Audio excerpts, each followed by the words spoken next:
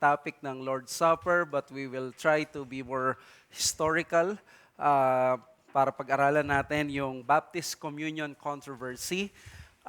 Marahil first time natin ito na pag-aralan sa Sunday School sa ating 11 or 13 years as a church na may mga ganito palang mga controversies ang mga Baptist. Ang akala natin pag Baptist, ang pinaka-issue nila is infant baptism, and that was true, of course.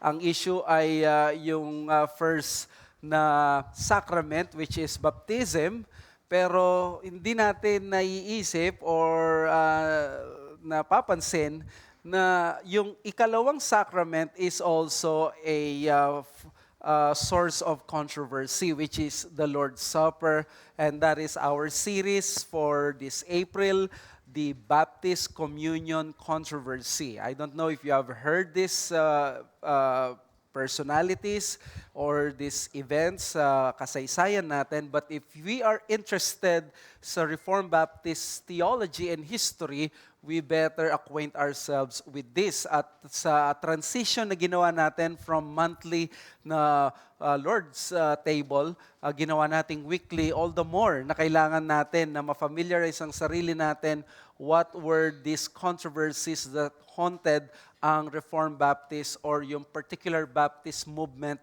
nung simula ng 1600s. This was the Puritan age. So, titingnan natin ngayon sa first part si John Bunyan at si William Kiffin or Kiffen ng 1600. So, tingnan natin yung ating pag-aralan sa Acts chapter 2 verses 41 to 42.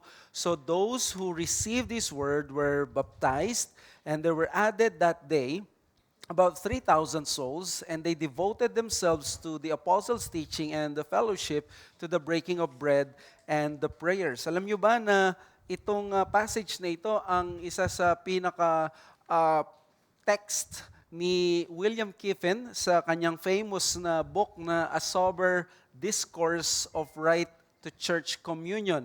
This is the most important book from William Kiffen that addressed yung issue na sino ba ang pwede at karapat-dapat na i-allow sa communion table. So pinakita niya dito yung tinatawag na sacramental connection. Kung makikita niyo mayroong baptism dito. So may baptism, and then meron ditong breaking of bread. So sinabi niya dito na connected ito, may baptism na nangyari before they were allowed or they had itong tinatawag na Lord's Supper. Because when we talk about the Lord's Supper ngayon sa mga practices ng mga churches, one position tells us na hindi kailangan ng baptism, ang kailangan lang ay Kristiyano ka, union with Christ, so that sapat na yon para i-allow ka sa isang local church na makapag-break ng bread. So kung mapapansin nyo, maalala ninyo, we studied before I took a break sa Sunday school. We had, of course, very good lessons about sleep, about last Sunday, yung backsliding. And now we go back sa pinag-aralan natin. We studied yung fencing the Lord's table, and we said that this has been the practice of the Protestant church. Throughout history, ang Lord's Supper ay hindi para sa lahat. In fact, kahit na may mga bisita, kailangan ang taong ito ay sumampalataya sa Panginoon, at least the minimum na requirement. So, lagi na finance ang table, we got and we use yung two historical lessons. Si John Calvin, talagang binantayan pa niya ng kanyang katawan yung table doon sa Geneva, Switzerland. At maging si Jonathan Edwards, pinili niya na mapatalsik siya sa church niya dahil nakita niya mali ang practice ng kanyang church na pinasimuno ng kanyang lolo. Nung nawala na yung lolo niya, siya na ang matagal na nagpastor. Hindi pa rin nakaligtas siya sa kagustuhan ng mga tao na hayaang mag-Lord's Supper kahit yung mga halatang hindi ligtas, mga halatang hindi Kristiyano. Di ba? Kaya nga sa mga Pedo-Baptist merong compil or confirmation ngayon para solusyonan yon. Now, Datlo ang position na pinakita natin dito. The first is the open communion, and open ang lahat na i-invite ng iglesia. Mostly ang minimum dito ay kailangan ikaw ay may union with Christ. Ito yung position ni John Bunyan. So, ito yung para matandaan na natin. The second one is the restricted communion. Only members of the local church may partake of the Lord's Supper regardless na ikaw ay may Reformed theology, katulad ka ng pananampalataya, sister church member ka. We don't care. Ang closed communion ay talagang naniniwala, ang tendency nito pagiging cultic na yung local church lamang ang ligtas. And the position of most particular Baptists, especially si Kiffin, ay itong pangatlo, which is the strict communion, which is the close communion. Only validly baptized believers may partake. Ito yung tinatawag na paghihigpit ng mga Baptist sa definition ng baptism. Tandaan nyo, ang baptism sa position at theology ng mga Baptist, it is a term of mode, not only of purpose. Pag sinabing mode, pati yung paraan paano siya gawin. For example, pag ikaw ay sinabi mong naligo, pwedeng naligo ka by shower or by swimming. Pero kapag sinabi mo na ikaw ay nag-swimming, alam mo na nag-swimming, nag-dive ka nun. Even yung process, yung mode ng pagkabasa mo, ng pagkaligo mo is by swimming sa pool o kaya naman by showering. Ang baptizo ay term of mode, para siyang shower o kaya para siyang pool, swimming. Hindi siya parang binasa lang or basa or naligo.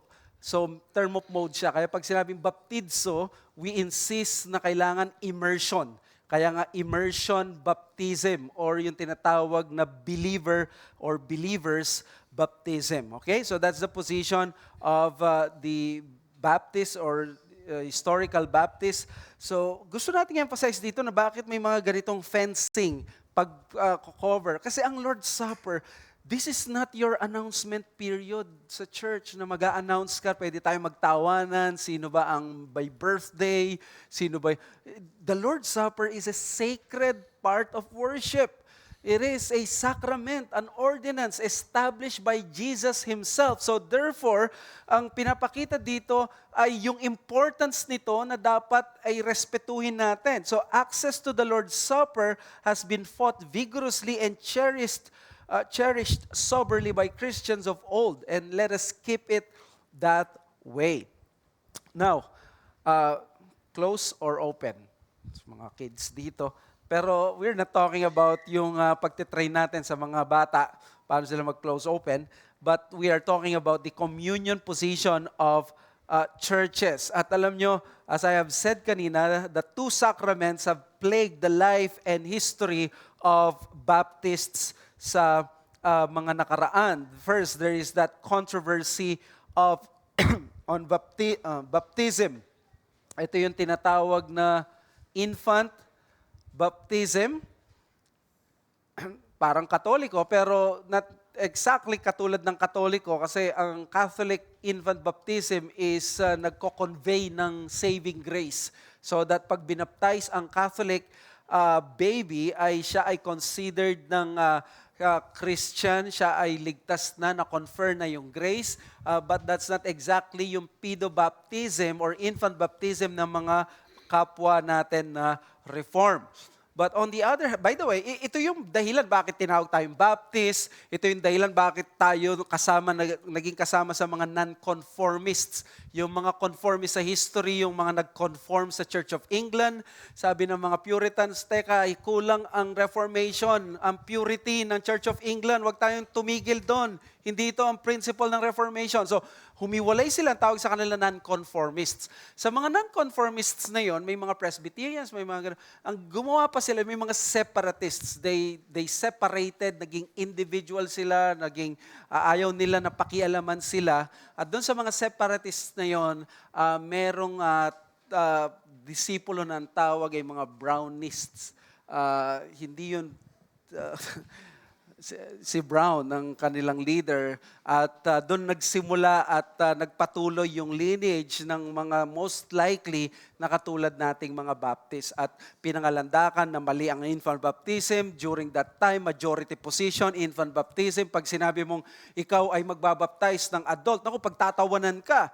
Kasi ipo-persecute ka na, parang tingin sa'yo kakaiba, weird. Tapos hindi uso noon na nagbabaptize sa river. Wala naman silang pool, di ba? So kailangan pupunta sila sa river.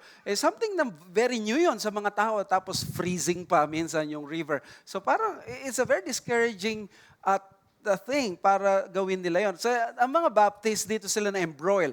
Pero hindi natin alam kung ito palang infant baptism is nagkaroon sila ng issue sa outside, meron naman pala na controversy inside, and that is yung communion. Itong issue ng communion, sa mga Baptist ito. Dito tayo nagkaroon ng pagkakaiba-iba. Among themselves, Baptists have fought for the issue on who may rightly partake the Lord's Supper. So, tingnan natin. Sa 1600, si John Bunyan at si William Kiffin, ang mga luminaries natin na nag-away. Nung panahon na ito, no, yung bardagulan, talagang kitang-kita mo, mas sharp talaga sila magsalita sa isa't isa. Sabi nga dyan ni John Bunyan, from hell ang pagbabawal ng pag-partake ng isang hindi na baptize. And then, nung 1700s, hopefully, mapag-aralan din natin to si Abraham Booth at si Pacificus at si Daniel Turner. Pinangalan niya sa rin niya Pacificus at si John Collett, Ryland. And then 1800s, si Joseph Kinghorn versus Robert Hall. Gusto kong i-emphasize dyan na for more than 300 years, ang mga Baptists, ang isa, perennial at ongoing na controversy ay ang issue ng fencing the Lord's table. Pero alam natin, ang issue kapag pinagawayan niya ng mga Baptists, fencing from the Lord's table, hindi naman nila fine-fence sa kanilang kapwa Baptist. Pag Baptist ka, welcome ka most likely dahil ang issue dito most likely mga particular Baptist. Ang mga context dito of course is what? The unbaptized. At ang magandang language natin is unbaptized persons. Kasi may mga iba, unbaptized pero considered na silang mga members sa ibang church. Kaya ang tamang language na gamitin natin strictly is unbaptized persons. Ano ba yung unbaptized persons? Ang unbaptized persons sa language ng mga Baptist ay ang tao na hindi nag-undergo ng immersion, baptism, ng isang gospel church. So we don't care kahit ang pangalan mo, let's say John Calvin or Ligon Duncan, or we do that of course with trembling. We admire and we appreciate and we revere these men. Pero kung hindi sila nag-undergo ng baptism na immersion, ang sinasabi nila William Kiffin, this kind of baptism is not true baptism. It is not even inferior baptism. It is not even baptism. Okay? So, in other words, kung sasabihin natin yung infant baptism, hindi natin sinasabing inferior siya. It is not even baptism. So, kailangan malagay natin to sa isip natin para maintindihan natin yung pakikipag-away nitong dalawa yung kanilang debate. Okay? Now, gusto ko kayong bigyan ng background muna sa ating confession. Ilan ang confession ng Baptist na sumikat noong 1600s? Dalawang confession, kaya nga tayo may Second London Confession because meron tayong First London Confession. Kaya ako mas prefer kung tinatawag na Second London Confession para ma-identify na kagad na ito ay hindi siya yung First London Confession. Kaysa sasabihin mong Baptist Confession of Faith. Or pwede mo sabihin 1689 because maraming mga confessions na lumabas. The issue at hand is not an attempt to doubt the genuineness of the profession of faith of a person, but all rejected infant baptism. Okay? ito yung issue naman dito. Hindi naman yung parang pinagdududahan natin yung salvation or yung profession ng iba dito sa Confession of Faith. Sabi ni Peter Naylor, by the way, meron ako uling book. These are important books. By the way, pag author ay mga Baptist, asahan mo, napaka-konti niya, napakahirap makuha. Kaya really appreciate na binigyan ako ng ganito kay William Kiffin. Meron din ito, mga studies in Baptist history and thought, Calvinism, Communion, and the Baptists. Sabi ni Peter Naylor, the advocates of restricted communion agreed with their opponents in holding that baptism is not essential to salvation, even if, as will be seen, Robert Hall Jr., sometimes misunderstood his opponents in this respect.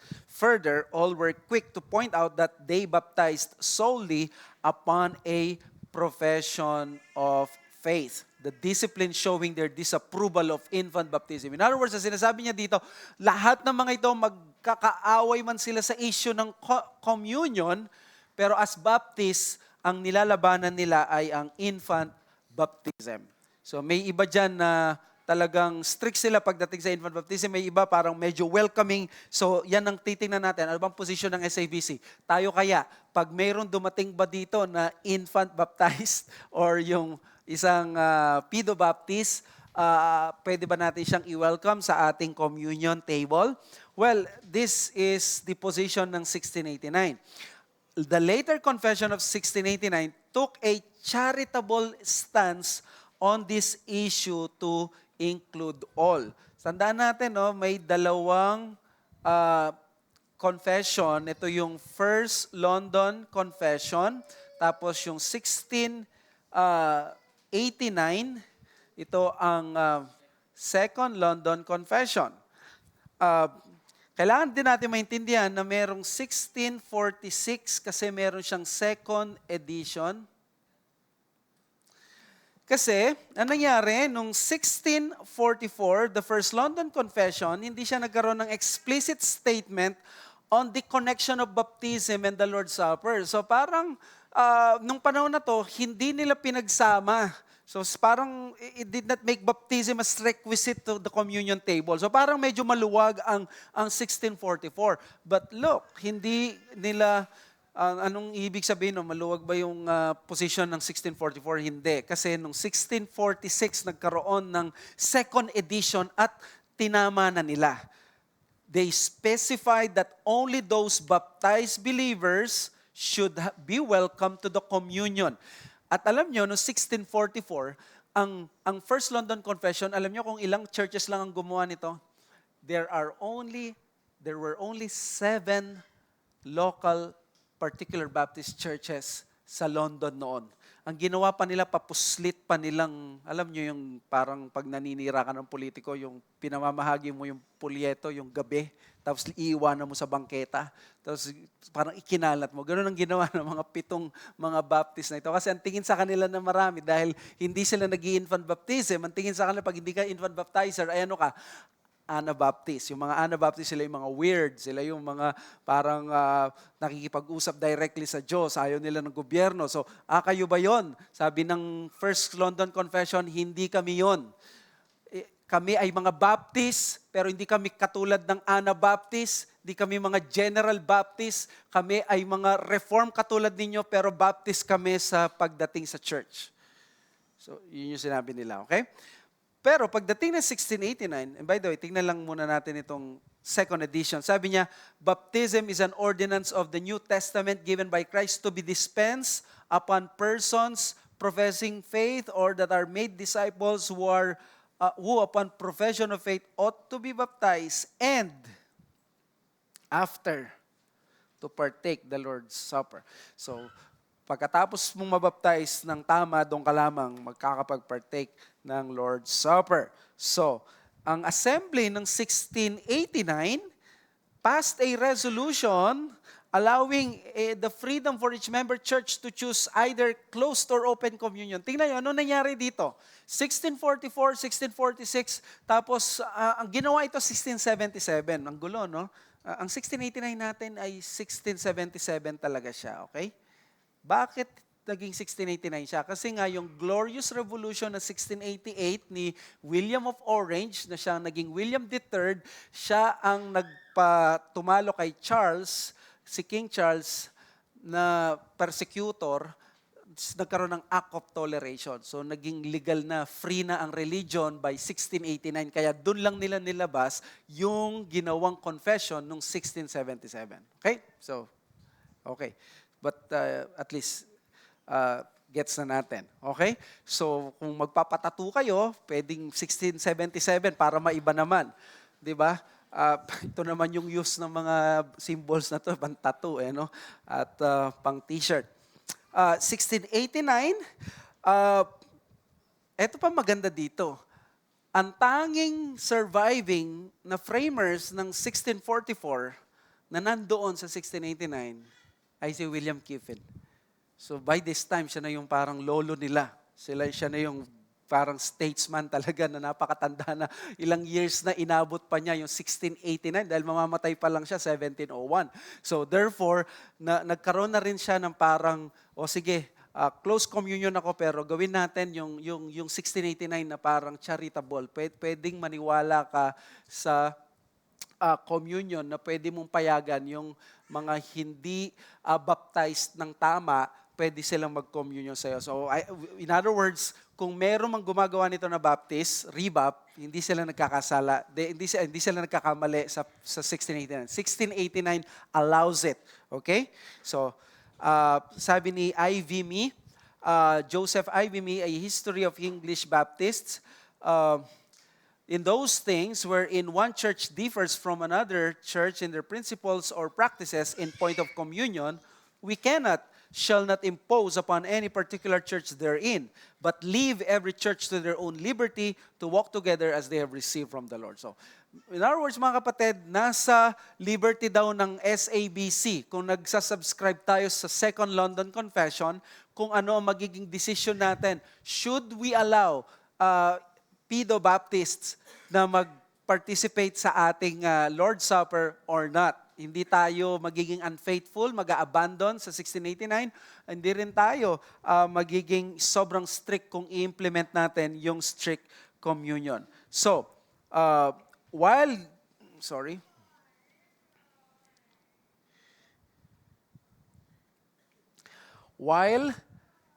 this fellowship was extended to open communion churches with close membership. Tingnan nyo, may open communion churches pero close membership sila. It was a general sentiment that it was not the case with open communion with open membership churches like the Church of John Bunyan. In other words, ang sinasabi dito ng statement na ito, ang open lang yon kapag may closed membership ka pero open communion. Pwede ka sa 1689. Pero yung church mo, katulad ni John Bunyan, open communion, open membership pa. Ang open membership, parang kahit PDOBAP ka, pwede ka maging member. Sabi ng 1689, no, this is not for them. So in other words, si John Bunyan, bagamat we think, di ba, Baptist siya, no, he did not subscribe sa 1689 Confession of Faith. Okay? By the way, patay na siya by 1688. Pero in other words, alam na niya yon, 1677 nandun pa lang. The century-long controversy on communion reveals the Baptist quest for purity in church and in worship. Para sa akin, this is it. Ito yung aim ng mga Baptist. Bakit willing sila for 300 years pag-usapan, alin ba yung tama? Tama ba yung ginagawa natin? Kaya nga, di ba, kung tayo, hindi na tayo nagtatanong, tama pa ba yung ginagawa natin, biblical pa ba ang ginagawa natin, we are losing sight of our purpose as being Reformed and being Baptist because we believe in Semper Reformanda, Ecclesia Reformata, Semper Reformanda. We believe that a church that is reformed will continually be reforming. So ang mga Baptists, they are on a quest for purity in church. We believe hindi lahat ng mga churches ay pure. Ang level lang dyan, hindi kagad false or true churches. Totoo yon, pero at times hindi mo ma-distinguish yung ganon. For example, pag may babae na pastor or nagpapanggap na pastor o pastora, kagad ba yung church na yan ay false church na? Most likely, yung mga ganun churches, marami na rin silang mga mistakes because inallow nila yung ganun, mas mababa ang kanilang mga standards, di ba, pagdating sa theology nila. But we cannot say directly or agad. Pupwede sa mga darating na panahon, pag hindi na-address yung mga errors na yon inside the church, egalitarian, yung mga ibang mga errors, later on, they will cease to be a church. Kaya nga, ang language ng 1689 at ng Westminster Confession, ang language nila is, there are churches who are more pure and less pure. Dapat ganun ang tingnan natin. Kaya magandang language yun. Even sa mga Reformed Baptist Church, titingnan natin, hindi porke Reformed Baptist Church, parang, dito na ako habang buhay. Pag nakikita mo, di ba, pwedeng nagiging less pure yon at mas i-aim mo, syempre, na magkaroon tayo ng purer church as we move along. So, ito yung sinasabi dito, no, na ang quest ng mga Baptist, this is really about church. Kaya nga alam nyo, gusto ko yung isang chapter dito ni Michael Haykin, isang chapter niya dito, nagtataka ako, pinamagatan niya itong The Right Way of Worship at ang topic niya sa chapter na The Right Way of Worship is about communion table. Why is that? Gusto niyang ipakita na ang issue ng pagpartake ng Lord's Supper, hindi ito parang sophistication lang ng mga Baptist. This is upon the belief ng tamang pagsamba. Kasi kung tama ang pagsamba natin, hindi tayo magpapasok ng mga bagay na hindi inaagrihan ng Scripture. So in other words, by saying that, ang mga Baptists, they are very careful na ang Scripture ang masusunod dito. Now, punta tayo kay John Bunyan and the Open Communion. Pinanganak siya noong 1628 at pag nagkaroon na tayo ng another president, this would be the, 400 years birth ni John Bunyan at mamatay siya ng 1688. Of course, he's the famous writer of the Pilgrim's Progress, yung ginamit ni Brother Alvin last week, the Pilgrim's Regress. Dito kinuha yun. Ito naman, Progress, si Christian, and this is one of the most widely read books in the history of Christianity. Pinanganak siya sa Elstow, England. Si Bunyan, very poor na tao ito, thinker, yung mga parang hindi mo yung mga nagbubuting-ting or kung ano mang mga gamit, yung mga parang garage na they will try na kumita pa doon. Tapos mahirap silang pamilya kahit nung nag-asawa siya, pero dahil gifted preacher siya, naging itinerant preacher siya in the 1650s. Tandaan natin dyan, wala pa yung Savoy Declaration of Faith ng 1658, pero siya ay ikinulong noong 1660s. Ano ito, yung panahon na ni Charles, di ba? Ito yung tinatawag na the Great Ejection, the Act of Uniformity. Uupo na si Charles II. Kaya nga, di ba, nung nagpangalan na Charles III. Charles III yung king ngayon, di ba? Ang pinanggalingan niyang Charles, yung first na Charles ay pinugot ang ulo, yung second Charles, yun yung nag-persecute ng maraming mga Kristiyano. They were bad sa kasaysayan, kaya nga nagkaroon ng flurry noon bakit Charles ang pinili na Charles III. So, he became an itinerant preacher in the 1660s dahil wala siyang license, kaya nga conformity kailangan under kanila.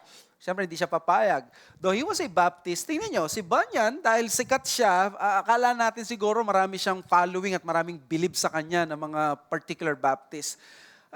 Reluctantly, nagsaside lamang siya sa mga Baptist, kasi nga Baptist siya, yung hindi siya Pedo-Bap. But he is taking more a neutral stance as to not alienate yung mga Pedo-Baptist dahil nga parang kung gamitin natin celebrity preacher siya or itinerant preacher siya, maraming nabe-bless sa kanya. By the way, sabi ni John Owen, he is willing to give up all his studies and his all learnings kung makuha lang niya yung gift sa preaching ni John Bunyan. So, ito yung si John Bunyan, no? Pero, dito, makikita natin na itong si John Bunyan, kahit na siya ay napakagaling na mag-preach, dahil sa position niya na gusto niyang i-please yung mga Pedo Baptist or yung church na kinabibilangan niya, hindi lang yung gustong ma-please ang mga Pedo Baptist. Kasi pwedeng maging member ang mga Pedo Baptist sa kanilang church. So definitely, ayaw niya yung doctrine ni William Kiven. Again, another book na I'm very thankful for is from Michael Haykin. Isa rin ito sa mga teachers sa CBTS. Ang title is Kiven, Knowles, and Kitch, Rediscovering Our English Baptist Heritage. Sabi ni Haykin, although Bunyan is currently one of the most celebrated Christian authors of the 17th century, in his own day, he had little influence amongst his fellow Baptists. His strong commitment to open communion and open membership put him out of step with most 17th century Calvinistic Baptists who favored closed communion and closed membership. Brothers, this is a historian. Sinasabi niya, ang position ng mga particular Baptists noon ay nagsaside kay William Kiven. Okay? Close or yung strict na membership at strict na communion. Okay? So, kahit pala si John the Baptist, hindi siya ganong kabilib yung mga ibang mga Baptist sa kanya. No wonder, si John Bunyan, kapag naririnig niya, lalo na yung argument ni William Kiven, na bawal, hindi dapat hayaan mag-Lord's Supper ang mga infant baptized or yung mga unbaptized persons, he was abominated. He abominated the issue of strict communion. Tingnan niyo sila magsalita, no? A controversy that he was heavily involved with and criticized for. So, ang official position ng church niya is open communion, open membership. Ang key lang dito is union with Christ. As long as ang tao sumampalataya siya sa Panginoon, for example, siniran mo kanina or ngayon, nagkaroon siya ng profession of faith at sinabi niya, I am united with Christ, I have received the gospel, pwede na siya mag-Lord's Supper. Hindi na siya kailangan mabaptize or pwedeng later on na lang to follow na lang, willing to wait naman. So, ganun ang position ng church ni John Bunyan. Si John Bunyan, he used sharp language in attacking strict communion because the prevailing majority position of most particular Baptists during his day was this strict communion. And you know, pag tinignan mo si John Bunyan, kung ikaw nagbabasa ka, no, hindi mo siya ma-appreciate mostly if you're a Baptist right now.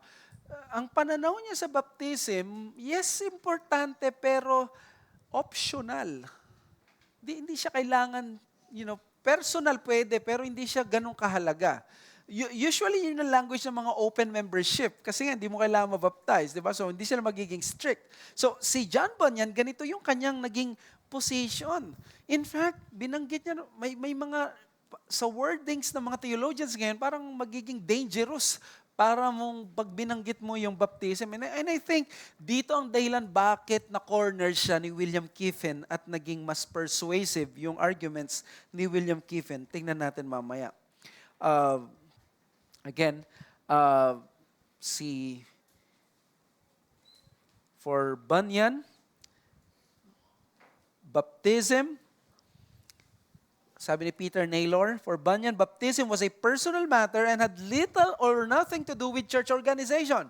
He exposes his heart in his peaceable principles and true when he observes somewhat intemperately that, listen to this, titles of Anabaptists, Independents, Presbyterians, or the like came from hell and Babylon, for they naturally tend to divisions.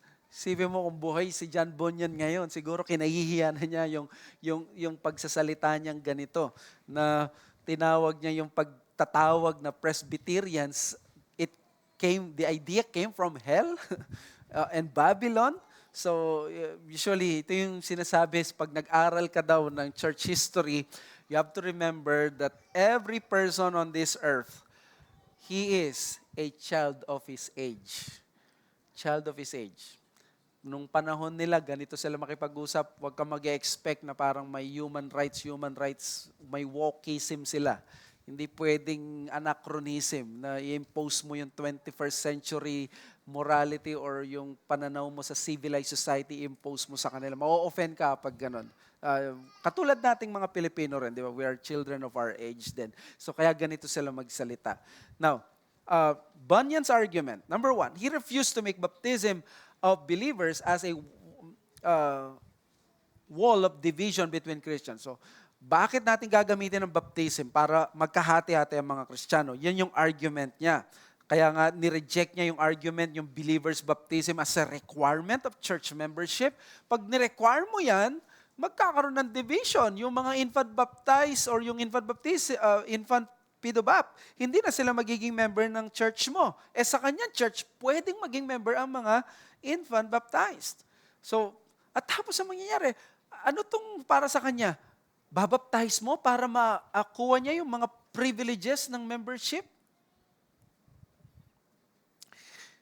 Di ba mga kapatid, yung mga hindi pa baptized dito, hindi natin sila allow Lord's Supper. Tama? Tama ba? Ina-allow ba natin silang bumoto? Hindi natin sila ina-allow na ma-enjoy yung privileges ng local church kung wala ang baptism. Kasi ang baptism is an entry to the membership of the church. At ito yung ayaw ni John Bunyan. Again, another book na very rare na patungkol sa mga Baptist. May sacramentology pala mga Baptist. Si Michael Haykin, Amidst Us Our Beloved Stands, Recovering Sacrament in the Baptist Tradition. I really thought na walang sacrament ang mga Baptist dahil ordinances ang ginagamit. So, mas ma-appreciate mo ngayon ang history mo. As Bunyan read the scriptures, he saw no indication that baptism is the initiating and entering ordinance into church communion. Indeed, to refuse to have fellowship with other Christians simply because they have not received believers' baptism was to perpetuate fictions, scriptureless notions. Membership in a local church should be open to all who are visible saints, that is, those who by the word of the gospel have been brought sa let me see. Have been brought over to faith and holiness. So, Bunyan acknowledged baptism and its excellent use to the church in this world. So, ito naman pala si John Bunyan, no? In-acknowledge naman pala niya yung baptism. Okay naman siya. Excellent daw ang use niya in this world. 'Di ba? So, okay, so far so good. Portrayal naman daw ito ng believer's union with Christ in His death, burial, resurrection. He himself, sabi niya, nung nabaptize ako, I was strengthened, it was confirmed yung God's forgiveness ko sa aking baptism. Yet, he explicitly stated that baptism, look at this, was not one of the fundamentals of our Christianity. Ang words mismo ni John Bunyan, listen to this, I own water baptism to be God's ordinance, but I make no idol of it. So pag ginamit daw natin itong pag-fence ng table natin sa Lord's Supper, we are making an idol out of the Lord's Supper.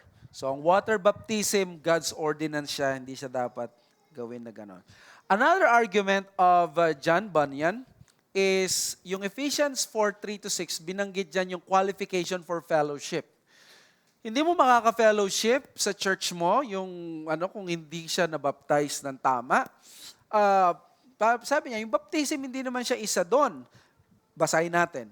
Sabi dyan sa Ephesians 4:3-6, eager to maintain the unity of the Spirit in the bond of peace. There is one body, one Spirit, just as you were called to the one hope that belongs to your call.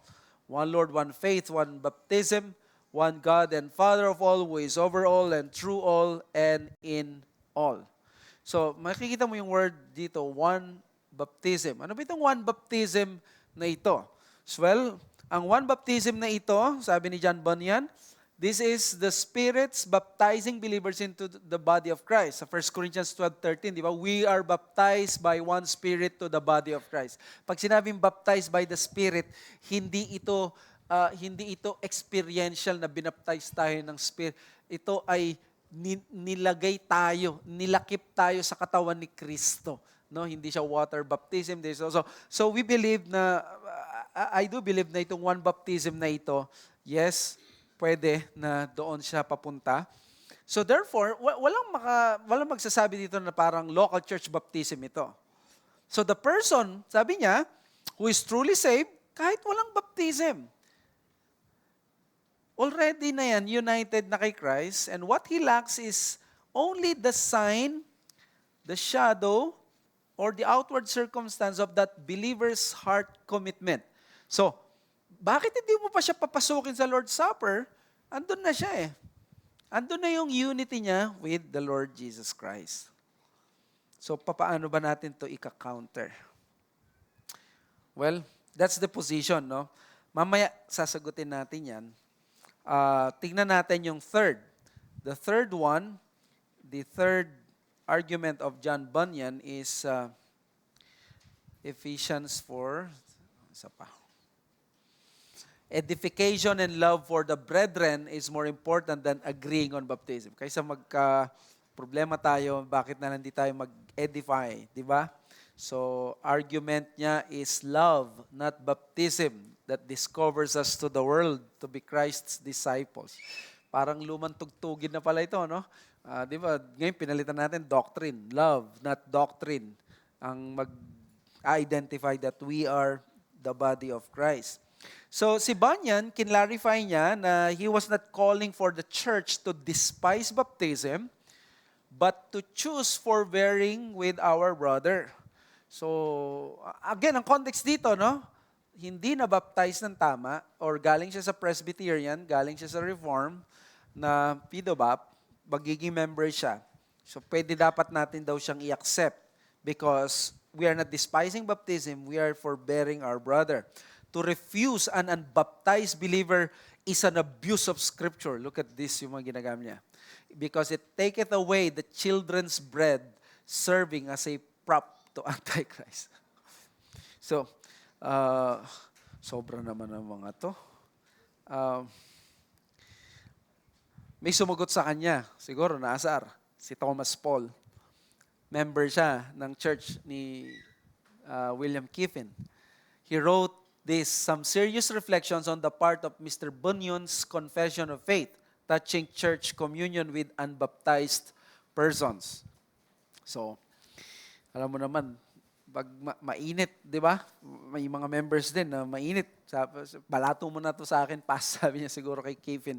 Ako muna ang sasagot. No, of course. Ang ginawa nitong si Mr. Thomas Paul, napakaganda. Tingnan nyo. Nag-appeal siya sa Matthew 28, Great Commission. At ang sabi kasi ni John Bunyan, di ba, hindi naman ganun ka-importante ang baptism dahil personal pwede, pero hindi siya yung ganun, sobrang halaga. Pero sabi ni member, si Thomas Paul, bakit binigay ang Great Commission? Sabi niya doon, go and baptize. Ganito ka-importante ang baptism na directly inutos ito ng Panginoong Hesus mismo. So therefore, nirebuke niya si Bunyan.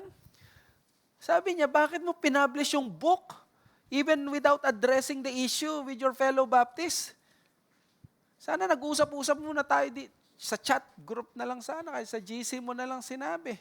Binasa namin, di tayo nagkakagulo. Ginawa ni John Bunyan, pinublish na niya yung book niya, inatake na niya yung doktrina ng mga fellow Baptists. Syempre, di ba? Siya yung may following. Siguro may mga ilang milyon na siyang mga IG followers ng panahon na yon. So, tingin ko, itong si John Bunyan, no? Dahil gusto naman rin mga tao na mapakinggan siya. So, yun yung nangyari. Nagkaroon na siya ng book.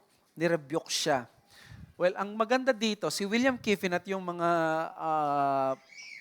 particular boys, yung mga particular Baptist pastors, nag-usap sila, okay, usapang lalaki, magkita-kita tayo sa London, mag-usap tayo. Sabi niya kay John Bunyan. So, they planned doon sa White Horse Inn, wala pala sa Germany pala yun. Magkita-kita sila. Si John Bunyan, in-invite siya, pumunta siya sa London, pero pang-asar. Umalis siya sa London, di niya dinaanan yung meeting. Si John Bunyan, no? Hindi ko alam kung nagpasaway siya dito. But anyway, ito yung kanyang book, Differences in Judgment About Water Baptism, No Bar to Communion. Sabi niya, na-explain naman niya bakit hindi siya nakarating. The reason I came not amongst you was partly because I consulted my own weakness and counted not myself, being dull-hearted man, able to engage so many of the chief of you, as I was then informed, intended to meet me. I also feared in personal disputes, heats, and bitter contentions might arise, a thing my spirit hath no pleasure in. So, again, no, sana sa pagdi-disclose ko nito, wag naman medyo naging negative na yung tingin nyo kay John Bunyan. Remember, si John Bunyan, namatay siya dahil may gusto siyang ipagkasundo na mag-ama. Naulanan siya, nagkapulmonya yata. Yun yung kinamatay niya. Untimely death ang nangyari sa kanya. So he was a godly man, talagang ginagamit ng Panginoon. Pero yun nga lang, nag-ooperate naman siya consistently sa kanyang pananaw sa church nila. So iba-iba lang, no? Yung ganitong bagay, nandito si Draymond Green. But this one is very important. Sinabi niya, umiiwas lang naman ako baka magkaroon ng di magandang spirit, 'di ba? Magkakaroon tayo ng away. So I think I respect itong ganitong position niya, no. So si William Kiffin naman, punta tayo kay William Kiffin. So dito natin i-address yung mga issues ni John Bunyan. Ano ba yung sinabi ni William Kiffin? Si William Kiffin is one of the most influential pastors in the particular Baptist movement. Pinanganak siya noong 1616. Tignan nyo, yung 1616, wala pang Westminster Confession at Shorter Catechism dyan. So, bata pa siya, magiging maaga siyang magpastor. Ang mga unang Baptist lalabas ng 1630s. So, talagang siya ang magiging isa sa mga tatay dyan. And he alone was the present signatory in both London Confessions ng 1644 and 1677. Nagpastor siya sa Devonshire Square from 1639 to his death in 1701. Napakatagal niyan. Parang John MacArthur na siya, no, ng panahon na yan. His most influential book was his Irenic reply to John Bunyan against his open communion, open membership position, a discourse of right to church communion. And this is it, yung book na ito. Noong 1681 niya isinulat ito, pinublish, no? Kaya very mature na rin ang thinking niya dito. Kaya napakaganda. Ang sabi nga nila dito, it is a very clear logic and crisp ang presentation ng sober discourse. And then sabi pa ng iba, this is the most articulate presentation of the closed membership position. So, si Ivy Me, nakita niya si Kiffin as a pattern of piety and integrity. So, yun yung para sa kanya magandang i-follow. So, he's a godly pastor, si William Kiffin. 3 K yan na pillars ng Reformed Baptist or Particular Baptist. Kaya nga, yung book na ito tawag is Kiffin, Knowles, Kitch. Yan yung 3 mga pillars ng Particular Baptist. Si William Kiffin, Hansard Knowles, tsaka si Benjamin Kitch. One of the most, sabi ni Ivy, one of the most extraordinary persons whom the Calvinistic Baptist denomination has produced, both as to the consistency and correctness of his principles and the eminence of his worldly and religious character. Sabi niya dito, yung hostile contemporary niya, ang tawag sa kanya, heretics at sectaries. In other words, ganito siya ka-faithful sa kanyang paniniwala na naiinis ang mga tao sa kanya. So the Particular Baptist cause found a source of strength and stability in Kiffin because nandun na siya noong 1644, nandun pa siya noong 1677, nandun pa siya noong 1689. Mamamatay pa lang siya at the turn of the century ng 1701. So, eto yung si Kiffin, yung argument niya, reasons why unbaptized persons may not be admitted to the Lord's Supper. Number 1, because it tends to destroy the nature, ends, and uses of the gospel ordinances. So ano kayong ibig sabihin niya dito? Pag daw nagpapasok ka ng PDOBAP, nag-Lord's Supper na unbaptized person, it tends to destroy yung nature, ends, and uses ng mga sacraments, which is baptism and Lord's Supper. How is that? Sabi ni Haken, Kiefen's sober discourse is characterized by clear and crisp presentation and is undoubtedly aimed at Bunyan.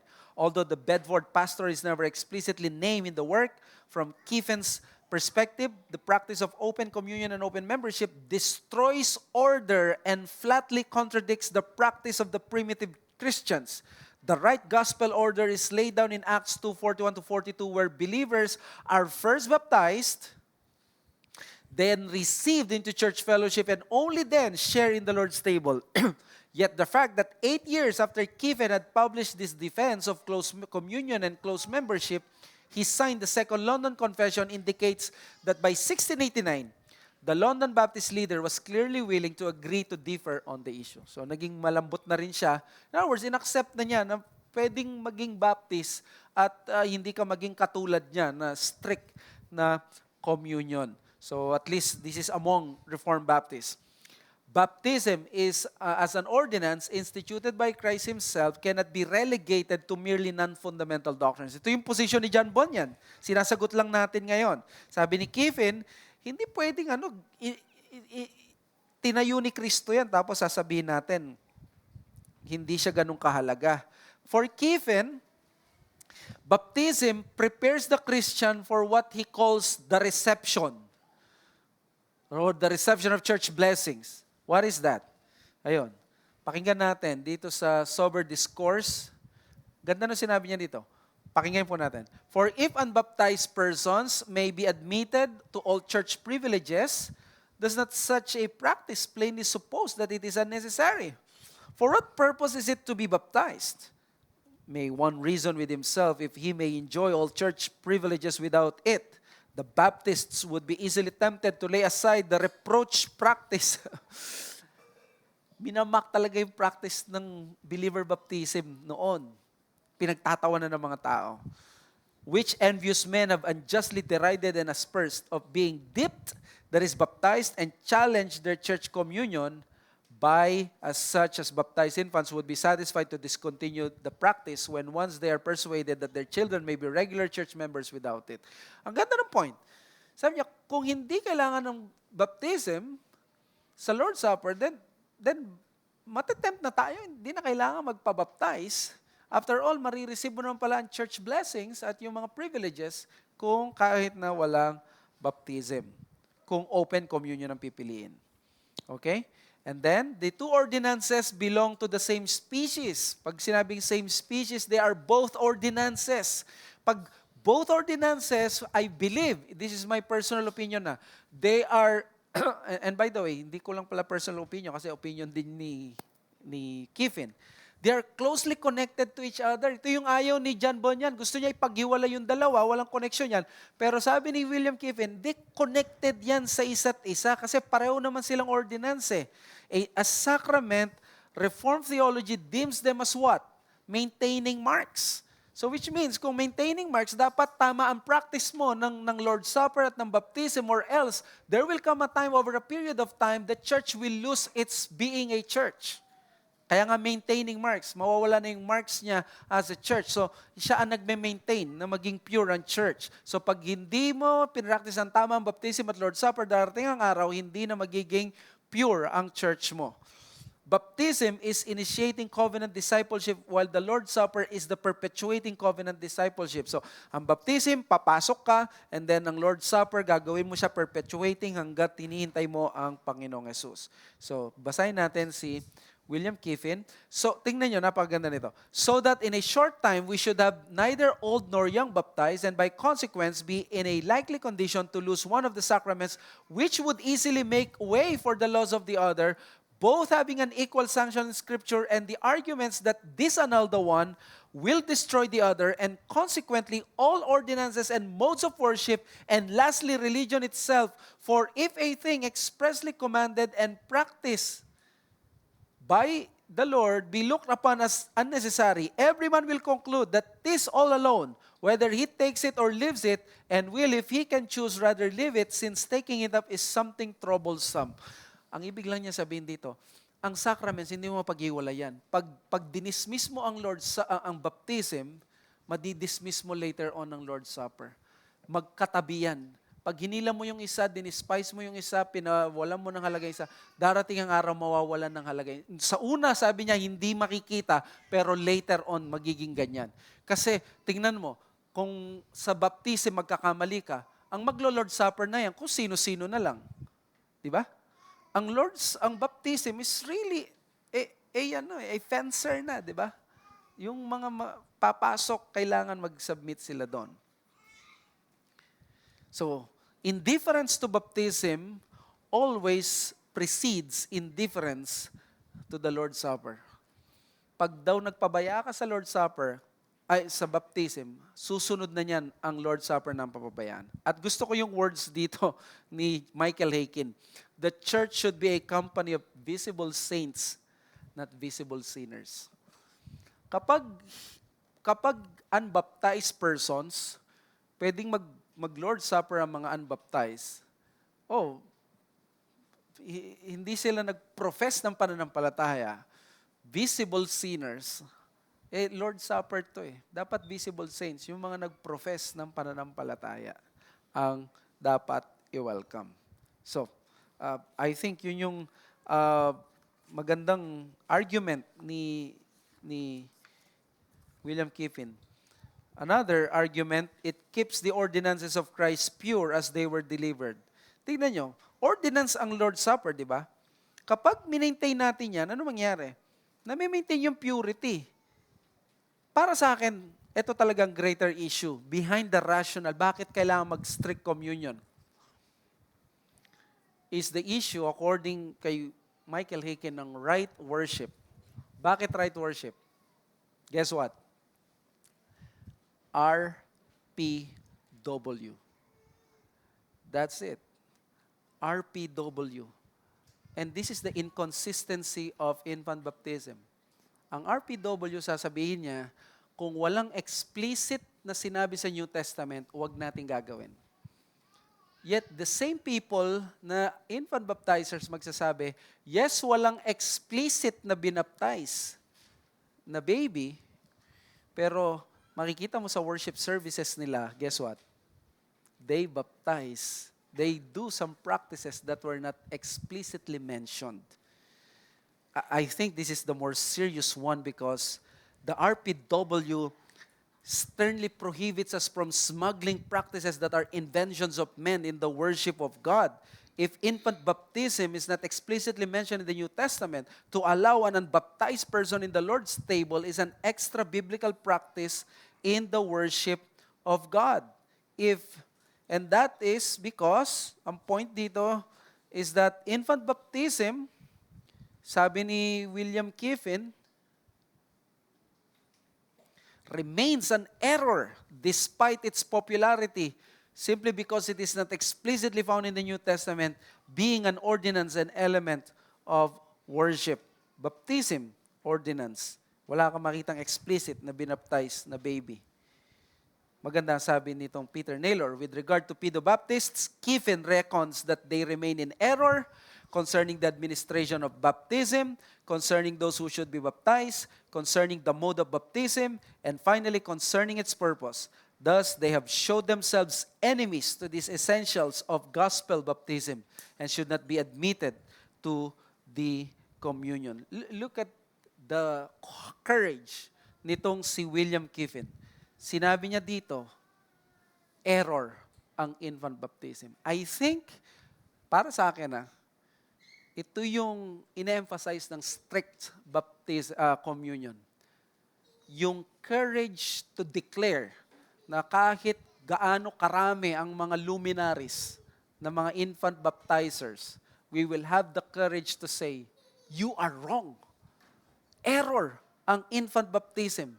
At dahil error yan, hindi siya maliit na error lamang in terms of church life.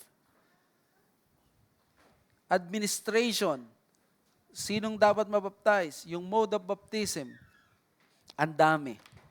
So, Bunyan's argument of law of love is countered by Kiffen by saying that there is no contradiction in the law of love and in obeying the commands of Christ. For Kiffen, act of love pag nag-refuse ka na mag-admit sa communion. And this last one is from me, and I hope you get the point here. When Baptist churches firmly practice strict communion, what they are saying is we are refusing to downplay the seriousness of the error of infant baptism. Pag sinabi namin, we will not allow you sa Lord's Supper namin because we believe ang error ninyo sa baptism, while we love you, while we respect you, it's very serious because it is not biblical. Ang baptism is believer baptism. Kwento ko yung sabi ni Jai, nung nag-preach daw si Ligon Duncan sa church nila Mark Dever. Si Jai ba nagsabi nun? Si Ligon Duncan ay pedobap. Si Dever ay si Pastor Exley yata. Pastor Exley. Sabi niya, si Mark Dever. Nandun siya sa church, Baptist yun. Nag-preach yung pedobap. After ng service, after ng preaching, nag-Lord's Supper. Guess what? Nilampasan yung guest speaker. And, they understand. And they're good friends. It is not because we are bad or because we believe. If we will just be true to ourselves, bilang Baptist, we have to remind ourselves, serious error ang infant baptism. Alam ko marami kayong questions pero let's pray muna para humingi tayo ng gentleness. Dear Lord, we thank you so much for this teaching. We pray na appreciate namin ang history namin and seeing our history, we know that we can accept as dear brothers at faithful pa rin sa 1689 ang mga kapatiran na nag-aalaw ng mga Baptist na nag-aalaw ng mga unbaptized sa kanilang mga Lord's Supper. But in the quest for more consistency as particular Baptists, we see right now yung blessing na nakikita namin na issue ng baptism at ng Lord's Supper. May we not use this para magmataas kami or to put ourselves superior sa mga kapatiran namin, especially those who are even godlier and more theological pagdating sa amin. But on this matter, we should not be ashamed and we should not back down na this is truly a serious matter na nakita ng mga Baptists, and we thank you that we see itong connection and importance na ito sa amin. Maraming salamat sa mga bagay na ito, and we ask these things in Jesus' name. Amen. Mabilis lang na question kasi wala na tayong time. Sorry, I have to finish it kasi.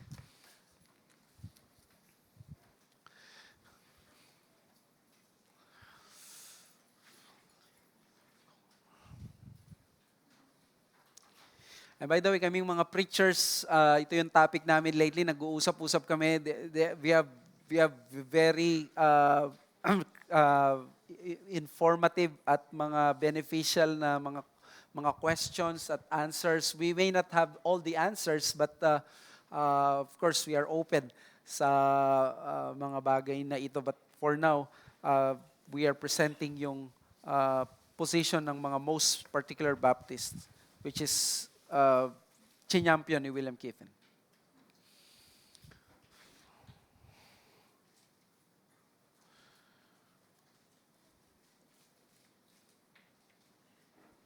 O break muna.